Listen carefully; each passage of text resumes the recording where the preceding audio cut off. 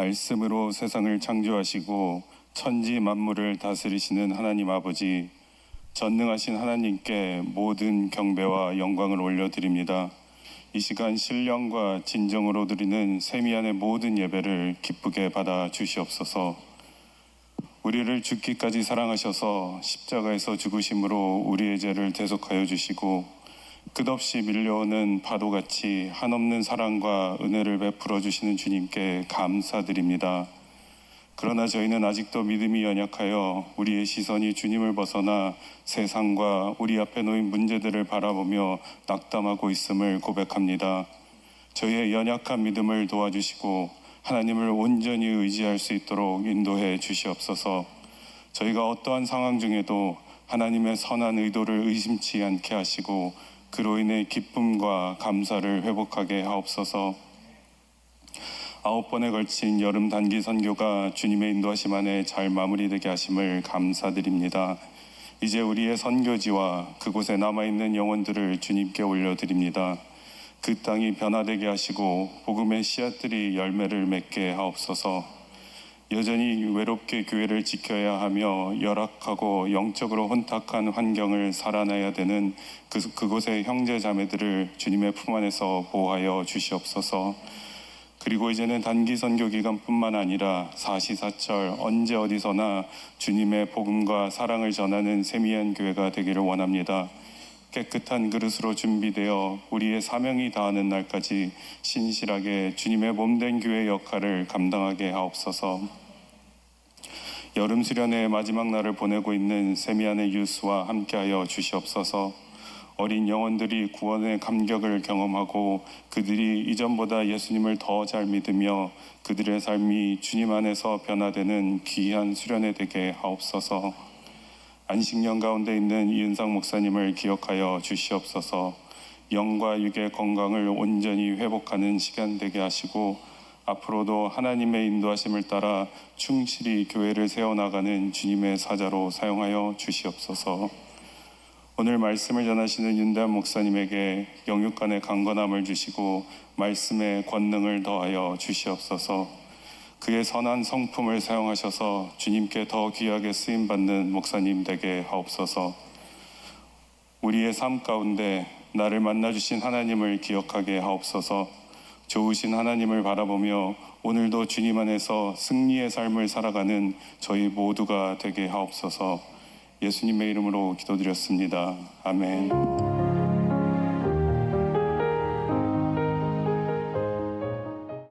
할렐루야.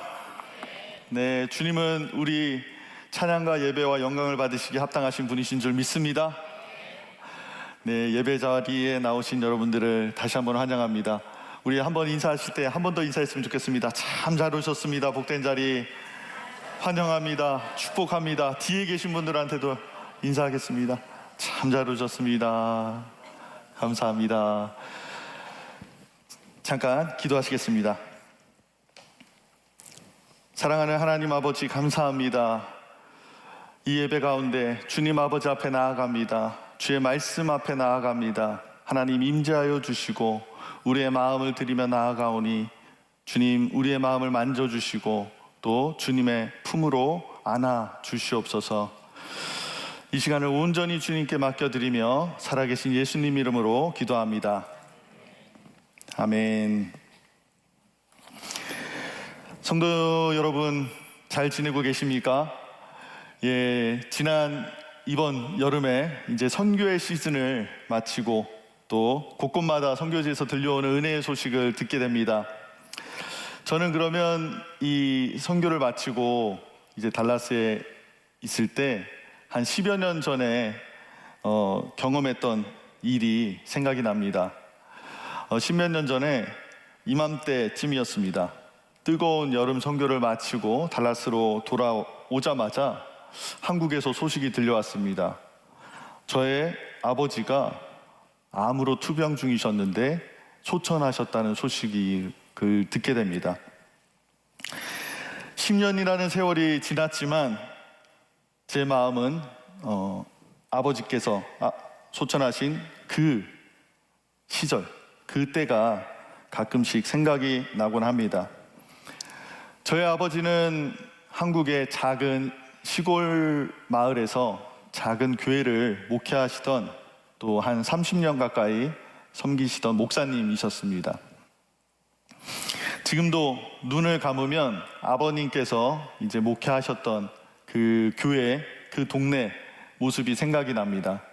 빨간 나지막한 언덕 위에 빨간 벽돌로 지어졌고, 또 교회 종탑이 있고 십자가가 얹어져 있고, 예배당 너머에서는 이 여름이 되면 매미 소리가 막 울려 퍼지고, 저정이 되면 저 옆에 있는 논두렁에서 개구리들이 얼마나 울어대는지 시끄러울 정도로 울어대고, 또 주일 점심에는 또 저희 교육관에서 모여가지고 성도님들이 직접 재배해 오신 그 완전 유기농 고추, 오이, 상추 이래가지고 막 쌈장에 찍어 먹고 막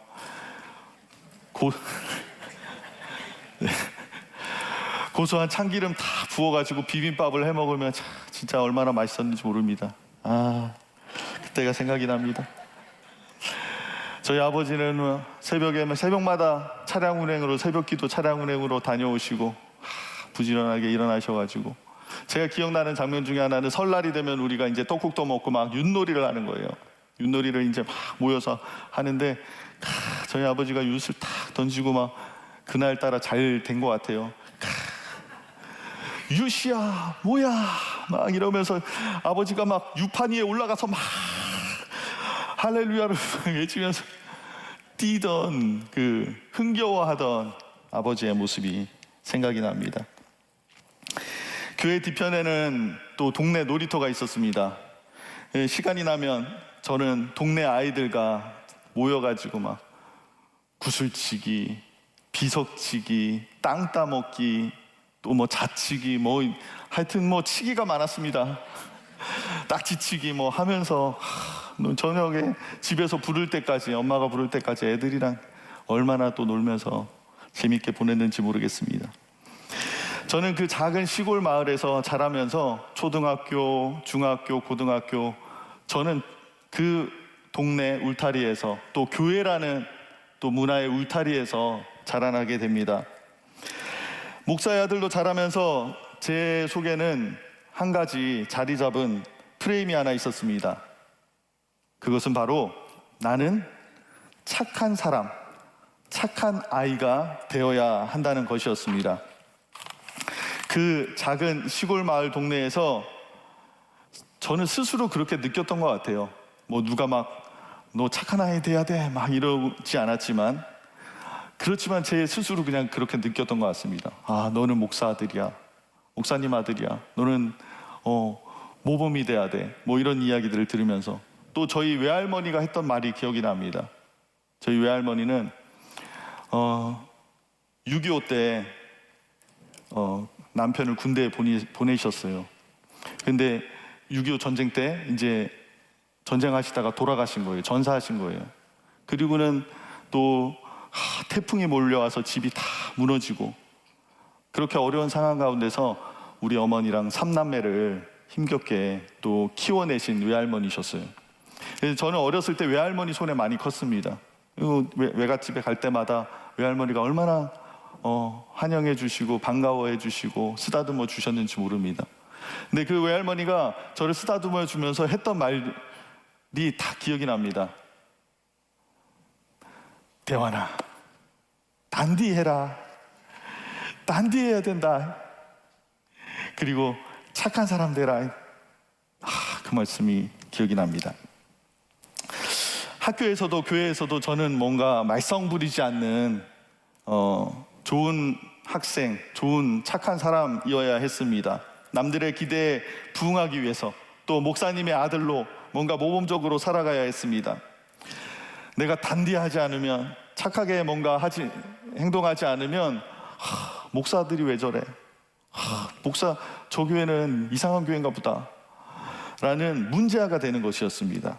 그래서 저는 남들 보기에 그래도 착하게 보이려고, 착하게 살아가려고 애썼던 것 같습니다. 그런데 여러분, 사람이 어떻게 완벽할 수가 있겠습니까? 열이면 열, 백이면 백, 어떻게 완벽할 수가 있겠습니까?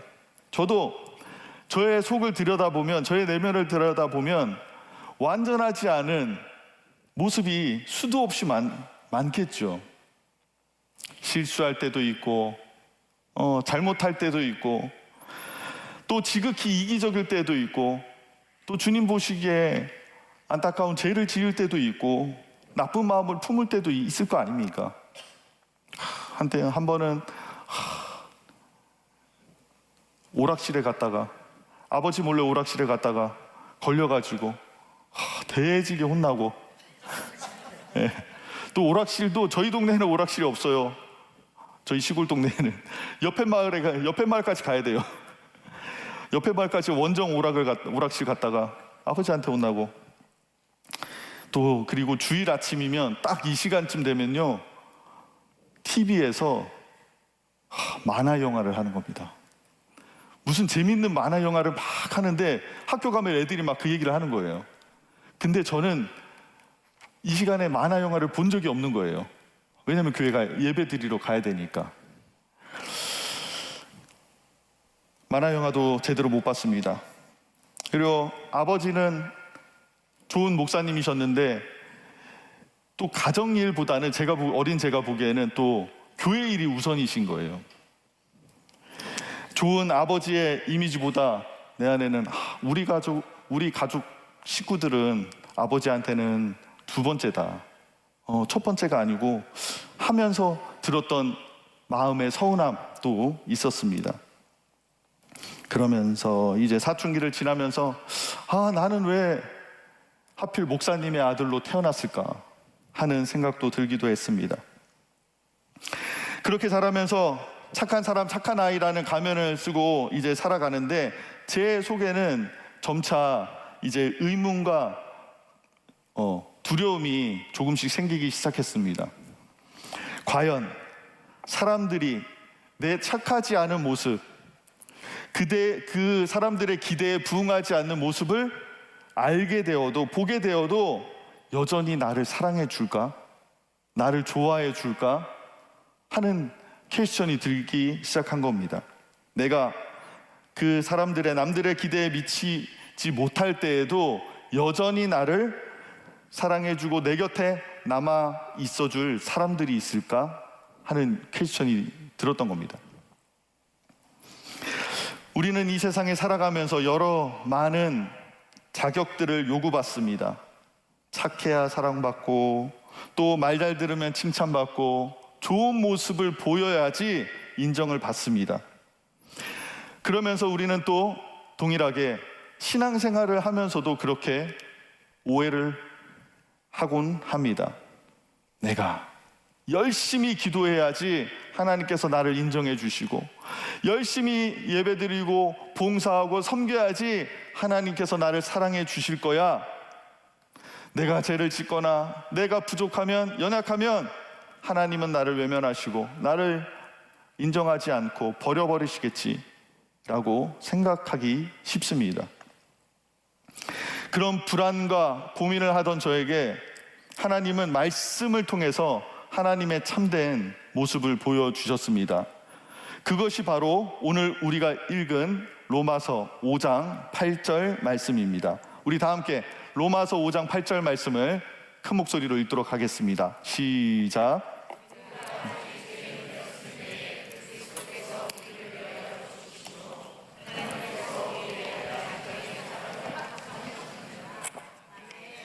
아멘. 우리가 아직 죄인 되었을 때 하나님은 우리가 착하고 뭔가 완벽할 때 우리를 사랑하신 것이 아닙니다. 우리가 모든 의무를 다하고 거룩한 모습을 갖추었을 때 우리에게 찾아오신 것이 아닙니다. 오해하지 마십시오. 우리가 주님 아버지 앞에서 주님의 자녀로, 거룩한 성도로 주님을 섬겨야 하고요, 마땅히 예배드려야 하고 주를 위해 열심으로 살아가야 됩니다.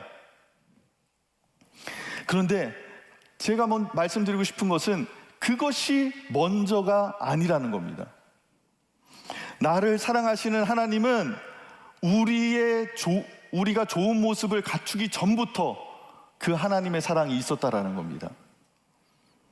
우리가 똑바로 살기 이전부터, 우리가 제대로 하나님을 믿기 이전서부터, 우리가 죄인되고 모자라고 망가지고 부서져 있을 때부터 여전히 하나님은 우리를 사랑해 오셨고 또 사랑해 오시고 사랑해 주신다라는 사실입니다. 오늘 로마서 5장에는 성경에서 분명히 말씀하고 있습니다.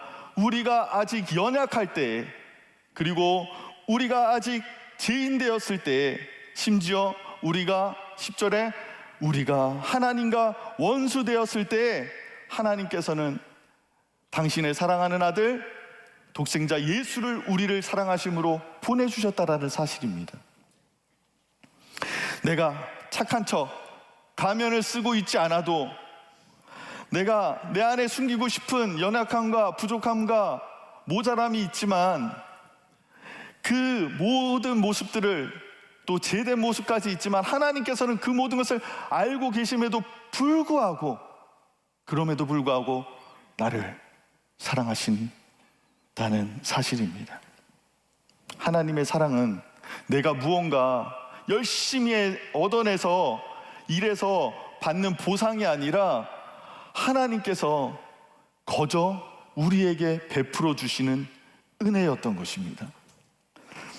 사랑하는 성도 여러분, 저는 착한 사람이어야지만 사랑받을 수 있다는 그 두려움과 압박감 속에서, 아니, 내 있는 모습 그대로를 사랑하시는 하나님의 사랑, 그 진짜 하나님을 만날 수가 있었습니다. 내가 실패하고 넘어질 때 세상은 나를 비난하고 세상은 나를 외면할 수 있습니다. 그리고 스스로도 자책할 수 있습니다. 나는 정말 이거밖에 안 되는 사람이구나. 그러나 하나님께서는 그 순간에도 나를 찾아오셔서 말씀하십니다. 나는 네가 착해서 사랑하는 것이 아니다. 네가 연약하고 죄 가운데 있을 때에도 나는 너를 사랑한다. 내 목숨을 줄 만큼 너를 사랑한다 말씀해 주십니다. 오늘 이 자리에 계신 예배 드리시는 모든 분들 가운데서도, 하나님, 저는 하나님 앞에 서기에 너무나 부족하고 연약한 사람입니다. 죄 많습니다 하는 마음의 짐이 있으신 분 있으신가요? 또 내가 실수했습니다 주님, 또 나는 무너졌습니다 라고 자책하면서 하나님의 사랑을 의심하고 계신 분이 계시지 않습니까? 기억하십시오. 우리 하나님은 사랑과 은혜의 하나님이십니다. 내가 완벽해서 사랑하시는 하나님이 아니라, 내가 부족해도 연약함에도 불구하고 하나님은 우리를 사랑해 주시고 안아주시는 분이시라는 겁니다. 그 하나님이 있기에 오늘도 우리는 일어설 수 있습니다. 그 하나님이 계시기에 오늘도 우리는 주님 아버지 앞에 나아갈 수 있습니다. 그리고 나의 연약함에도 불구하고 하나님의 안아주심, 품어주시는 은혜가 더 크게 빛날 수가 있습니다. 그 하나님의 조건 없는 사랑, 그 하나님의 무한하신 사랑을 늘 경험하며 주님 아버지 앞에 나오는 여러분들 되시기를 축복합니다. 아멘. 두 번째, 제가 만난 하나님은 공고한 나를 새롭게 하시는 주님이십니다. 불완전하고 실술투성이었던 제가 이제 하나님의 그 조건 없는 사랑, 나의 연약함에도 불구하신 하나님의 사랑을 이렇게 뭔가 경험하니까 너무 좋은 거예요. 너무 감사한 거예요. 그래서 제 안에는 주님을 향한 이제 뜨거운 열정이 타오르기 시작합니다. 그러면서 제 안에 들었던 마음은, 하나님, 이제 제 인생의 뭔가 고민과 문제들은 끝난 것 같습니다.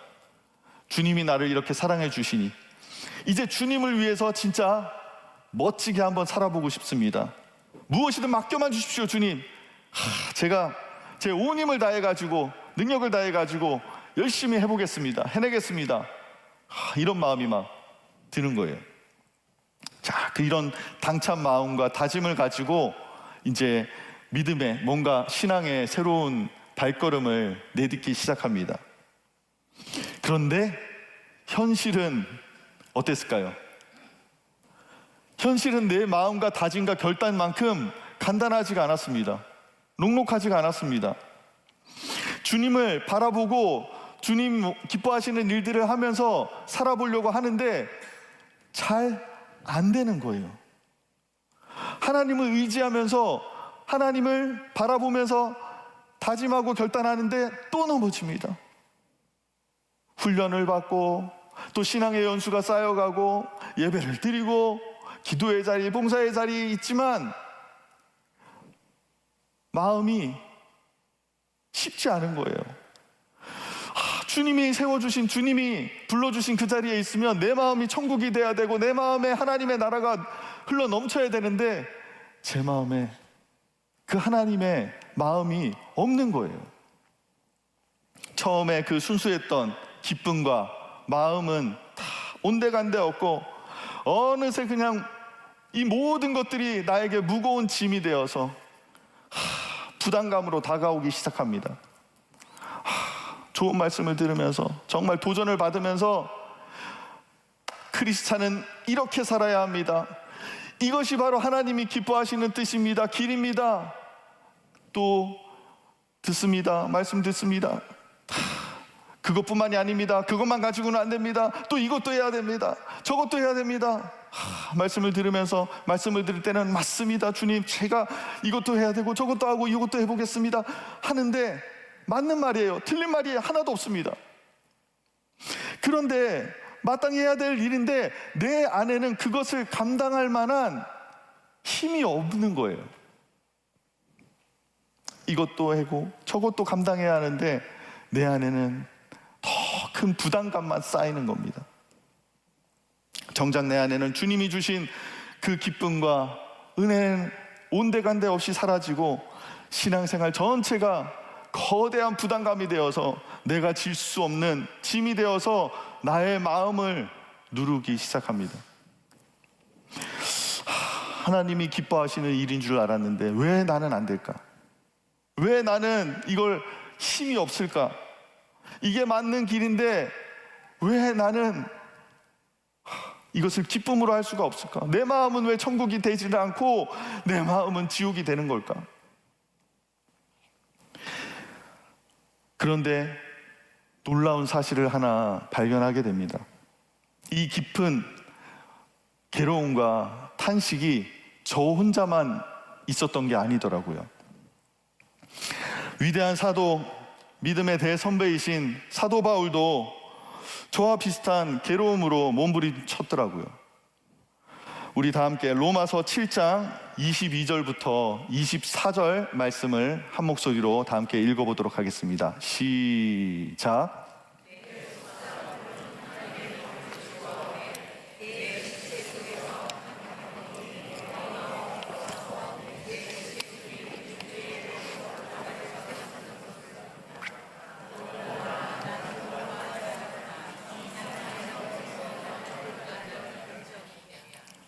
아멘. 내 속 사람으로는 하나님의 법을 즐거워합니다. 그런데 내 지체 속에는 또 다른 법이 있다고 이야기합니다. 바울의 마음에는 두 가지 법이 있었습니다. 하나는 하나님의 법, 근데 또 다른 하나가 있었어요. 죄의 법. 속 사람으로는 하나님의 법을 기뻐하고 즐거워합니다. 그렇지만 죄의 법이 있어서 이것이 하나님의 법과 싸운다라고 말씀하고 있습니다. 여기서 싸우다라는 단어는 헬라어로 안티 스트라우테 우노입니다. 여기서 안티라는 것은 무언가를 반대하고 대항해서라는 것이고, 이 스트라테 우오는 군사적인 용어입니다. 전쟁을 하다, 전면적인 전쟁을 벌이고 군사작전을 펼치다라는 의미를 담고 있습니다. 그냥 하나님의 법과 이 죄의 법이 내 안에서 싸우는데 그냥 간단하게 말다툼하고 이렇게 신경전 벌이고 이런 수준이 아니라 전쟁을 벌이듯이, 전면적인 군사작전을 벌이듯이 싸우고 있다라는 겁니다. 얼마나 바울이 괴로웠겠습니까? 힘들었겠습니까? 그리고는 어떻게 이야기합니까? 죄의 법으로 나를 사로잡는 것을 보는 겁니다. 제법이 나를 사로잡아서 지금 전쟁하고 있잖아요. 전쟁의 포로로 나를 질질 끌고 가고 있는 모습을 바울이 바울의 마음 가운데서 보고 있는 겁니다. 바울의 마음에는 하나님의 법을, 하나님의 말씀을 따르고 싶은 마음이 있습니다. 그런데 그것만 있는 것이 아니에요. 하나님의 법이 아니라 하나님의 법이 아닌 다른 것에 내가 끌려가는 모습을 보는 겁니다.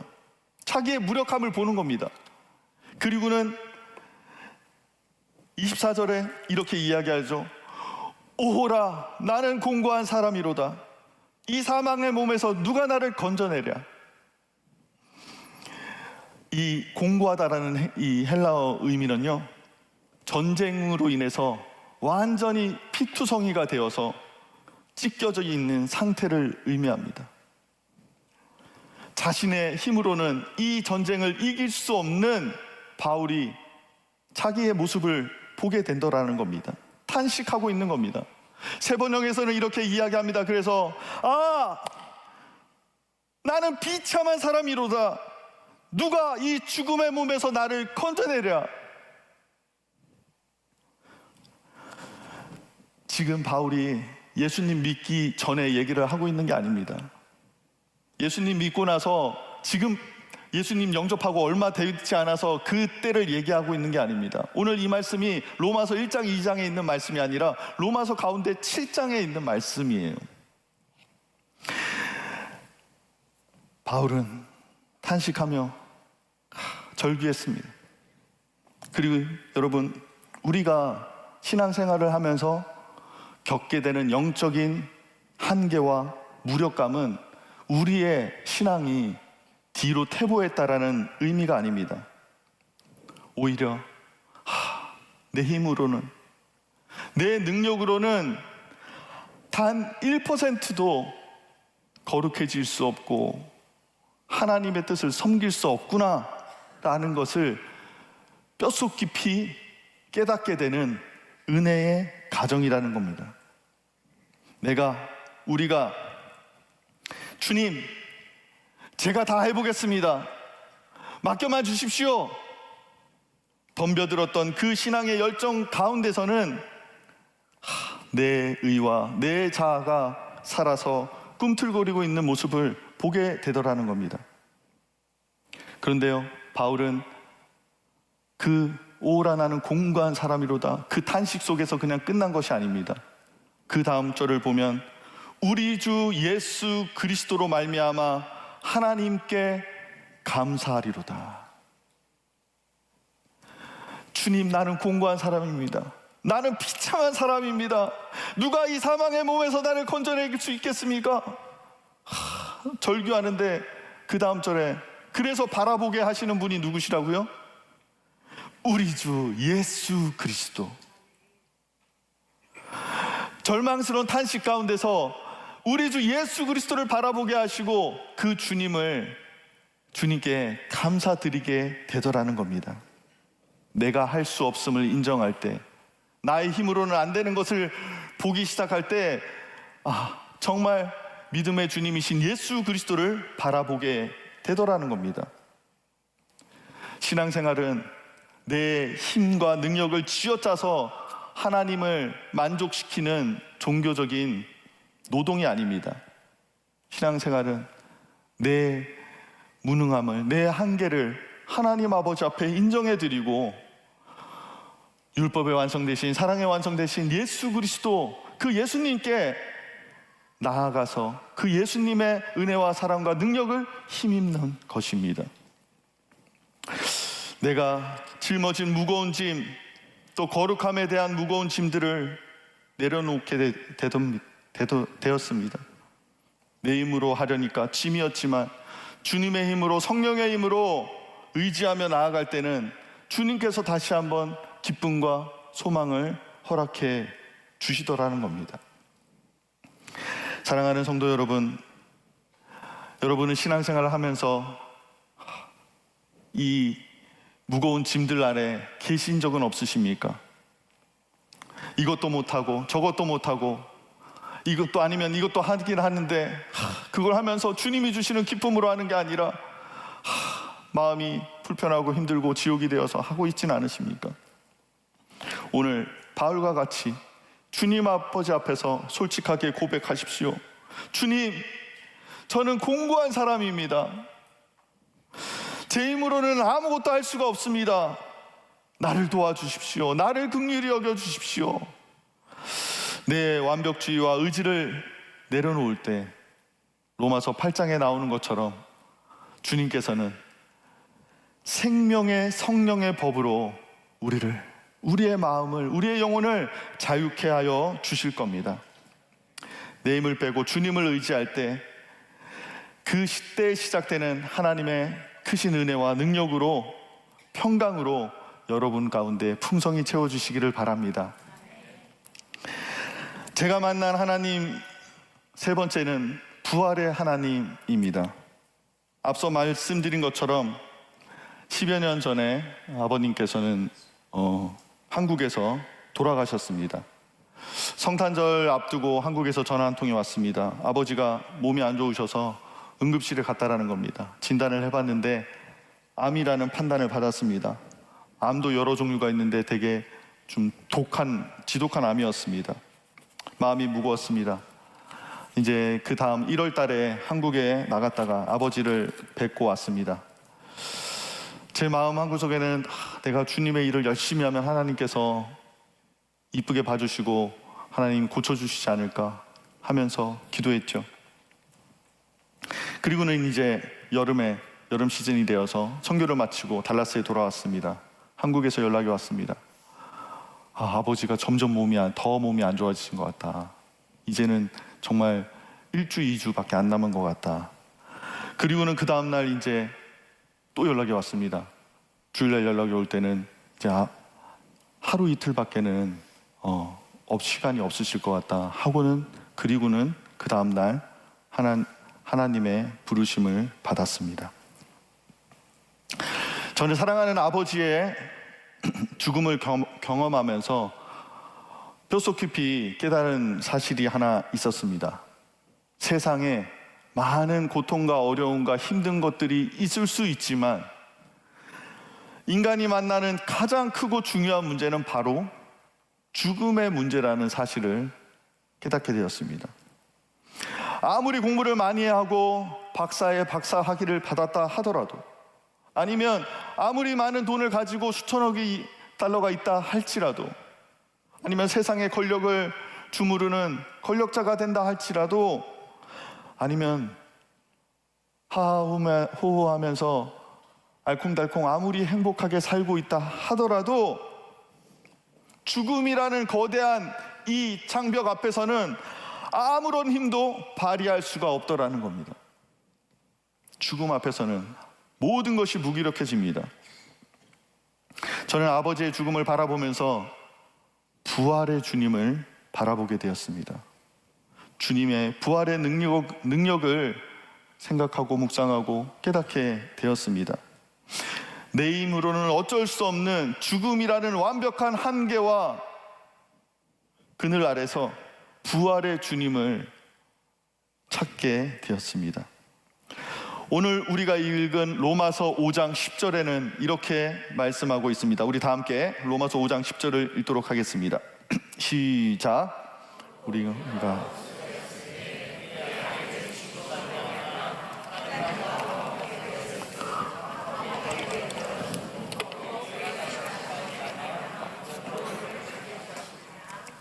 네, 말씀을 계속 띄워주시고요.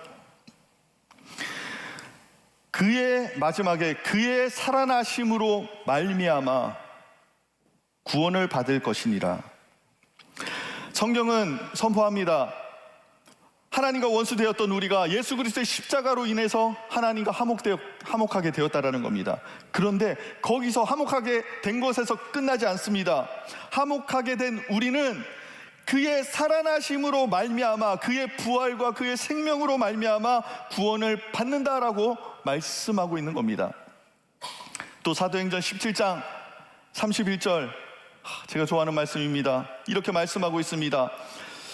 이는 다 함께 읽겠습니다. 시작. 이는 정하신 사람으로 하여금 천하를 공의로 심판할 날을 작정하시고 이에 그를 죽은 자 가운데서 다시 살리신 것으로 모든 사람에게 믿을 만한 증거를 주셨음이니라 하니라.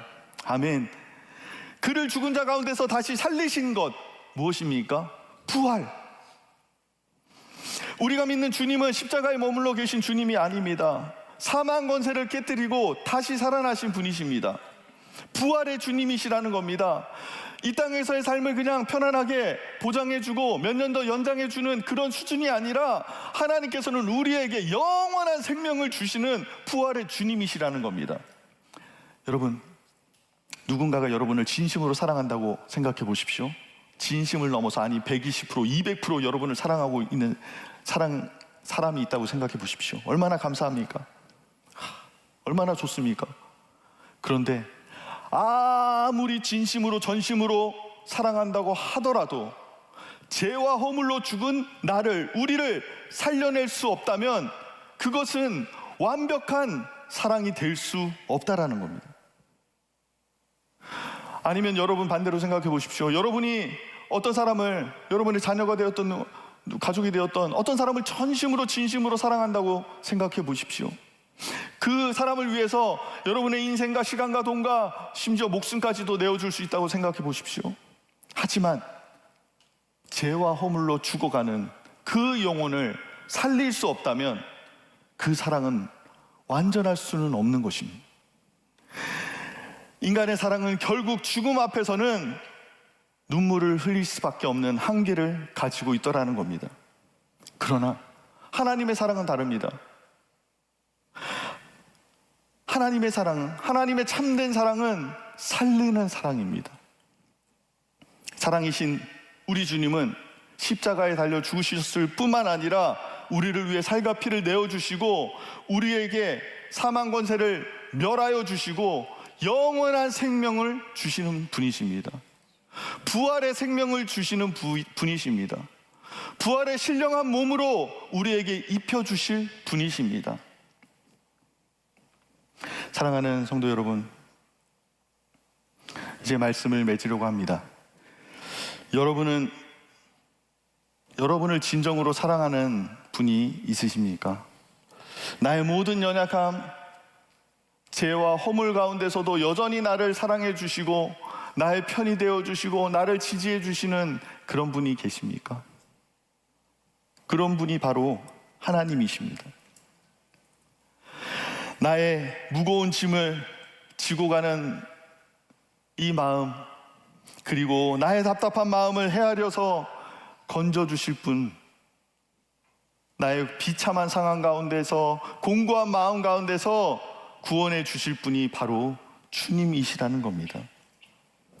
여러분, 죽음의 공포와 또 세상의 무기력함 속에서 낙심하고 계신 분은 없으십니까? 나를 위해 죽으시고 또 나를 살리기 위해 다시 살아나신 분, 부활하신 분, 그분이 주님이시라는 겁니다. 사랑이신 주님, 부활이신 주님을 바라보십시오. 그 주님은 오늘도 우리를 찾아오셔서 사랑의 품으로 저와 여러분을 안아주시고 부활의 생명으로 우리의 영혼과 심령을 충만하게 채워주시는 분이십니다. 주님의 사랑으로, 부활의 능력으로 충만히 살아가시는 주님의 복된 성도님들 되시기를 주님의 이름으로 축복합니다. 기도하시겠습니다. 사랑하는 하나님 아버지, 연약하고 부족하고 주님 흠이 있고 점 많은 나를 사랑하여 주시는 주님의 사랑으로 인하여 감사합니다. 공고한 내 가운데 오셔서, 비참한 나의 심령 가운데 오셔서 나를 구원하여 주시고 건져내어 주시고 주님의 사랑으로, 생명으로, 능력으로 새롭게 하여 주시는 분이 주님이십니다. 주님, 죽음이라는 한계 앞에, 공포 앞에서 부활의 능력으로, 부활의 생명으로 우리를 인도하여 주시는 분이 주님이신 줄 믿습니다. 주님, 그 주님이 나의 주님이심에 감사합니다. 오늘도 그 주님의 사랑 앞에, 그 주님의 부활의 능력 앞에 나아갑니다. 주님, 나의 영혼을 새롭게 하여 주시고 주님으로 채워 주시옵소서. 감사드리며 예수님 이름으로 기도합니다. 아멘. 우리 다 함께 일어나셔서 주님을 찬양하며 주님 아버지 앞에 나아가도록 하겠습니다.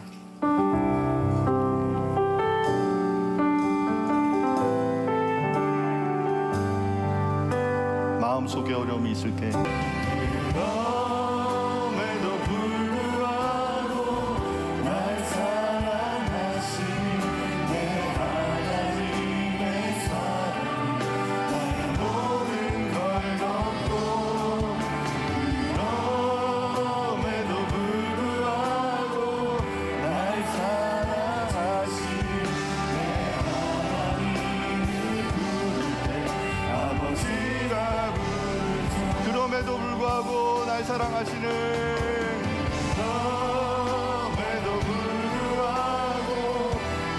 그럼에도 불구하고 주님은 우리를 사랑하시는 분이십니다. 하나님의 사랑은 나의 모든 것을 덮어주시는 분이십니다. 내가 연약함에도 불구하고, 나의 실수에도 불구하고, 나의 제약에도 불구하시고 주님은 나를 안아주시는 분이십니다. 주님은 우리의 참된 아버지가 되시는 분이십니다. 그럼에도 불구하고, 할렐루야. 그럼에도 불구하고 날 사랑하시는 내 하나님의 사랑, 나의 모든 걸 덮고 그럼에도 불구하고 날 안아주시는 내 하나님을 부를 때 아버지라 부르죠. 우리 이 시간에 다 함께 기도하며 나아가기를 원합니다. 하나님, 나의 연약함에도 불구하고, 나의 부족함에도 불구하고, 나의 제 가운데 있는 모습에도 불구하고 여전히 나를 사랑하시는 주님의 사랑 가운데 나아갑니다. 공고한 나의 모습 주님 아버지 앞에 올려드리며 나아갑니다. 주여, 나를 건져내어 주시옵소서. 주여, 사망의 이 몸 가운데서 주님 부활의 능력으로 나를 채워주시고 나를 충만케 하여 주시옵소서. 우리 주여 한번 부르짖고 다 함께 기도하며 나아갑니다. 주여,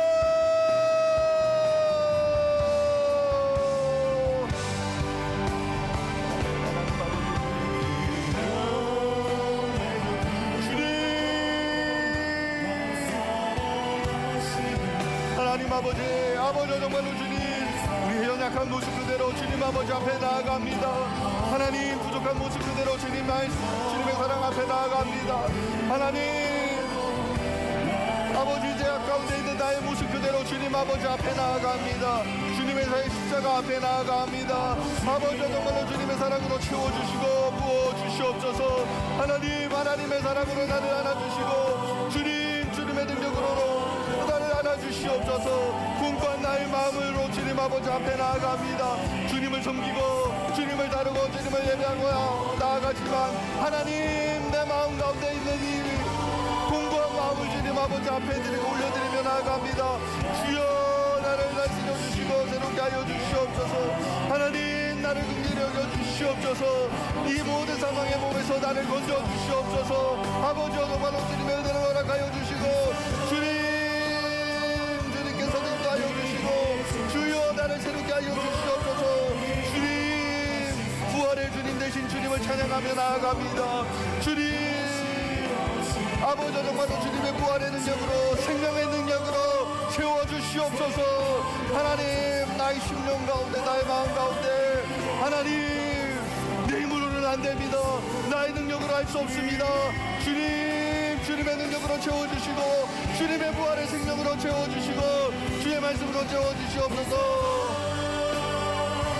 머리에 주신 나 위에 다시 사신 예수 그리스도, 다시 오실 그 사랑, 죽음도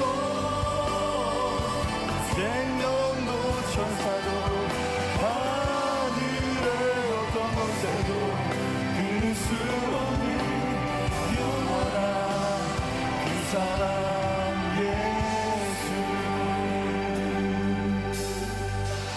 사랑하는 하나님 아버지,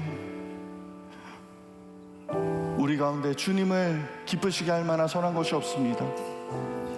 하나님, 그렇지만 연약한 모습 그대로, 부족한 모습 그대로, 주님 모자란 모습 그대로 주님 아버지 앞에 나아갑니다. 그럼에도 불구하고 나를 사랑하시고 나를 안아주시는 주님의 사랑으로 품어 주시옵소서. 주님, 제 굴레와 죽음의 능력 가운데 어찌할 수 없는 우리의 인생들을 긍휼히 여겨주시고, 주여 십자가와 부활의 능력으로 우리를 채워주시고 우리가 주님을 바라보며 나아갈 수 있도록 인도하여 주시옵소서. 지금은 우리 구주 예수 그리스도의 은혜와 하나님의 무한하신 사랑과 성령님의 교통하심과 새롭게 하시는 능력이 주님의 사랑을 사모하는 모든 성도들 가운데 머리 위에 지금부터 영원토록 함께 하시기를 간절히 축원하옵나이다. 아멘.